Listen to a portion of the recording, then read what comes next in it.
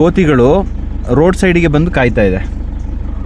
ನಿಮಗೆ ಇದ್ರ ಮೇಲೆ ಒಂದು ಚಿಕ್ಕ ಒಂದು ಕತೆ ಹೇಳಬೇಕು ಆಯಿತಾ. ನೋಡಿ ಅಲ್ಲೆಲ್ಲ ಕಾಯ್ತಾ ಇದೆ. ಇಲ್ಲಿ ನೋಡಿ ಒಬ್ಬ ಕೂತಿದ್ದಾನೆ.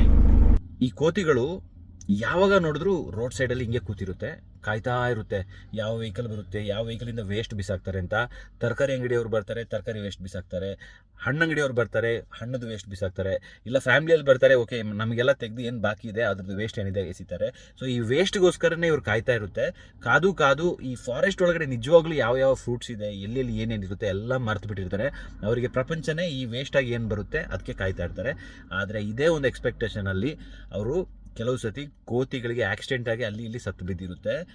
ಇದು ಯಾಕೆ ಹೇಳ್ತಾ ಇದ್ದೀನಿ ಅಂತ ಹೇಳಿದ್ರೆ, ನಮ್ಮ ಲೈಫಲ್ಲೂ ಕೂಡ ಅಷ್ಟೇ, ನಮ್ಮ ಮಕ್ಕಳನ್ನ ಏನಾದರೂ ನಮ್ಮ ಹತ್ರ ದುಡ್ಡು ಇದೆ ಅಂತ ಹೇಳ್ಬಿಟ್ಟು ಈ ಕೋತಿಗಳ ಥರ ನಾವೆಲ್ಲ ಅವರಿಗೆ ಮಾಡಿಟ್ಬಿಡ್ತೀವಿ. ಎಲ್ಲ ಏನು ಬೇಕಾದರೂ ಅವರಿಗೆ ಸೆಟಲ್ ಮಾಡೋ ಥರ ಬಿಟ್ಬಿಟ್ರೆ ಪುನಃ ನಾವು ಅದೇ ಥರ ಕೋತಿಗಳನ್ನ ಕ್ರಿಯೇಟ್ ಮಾಡ್ತಾ ಇರ್ತೀವಿ.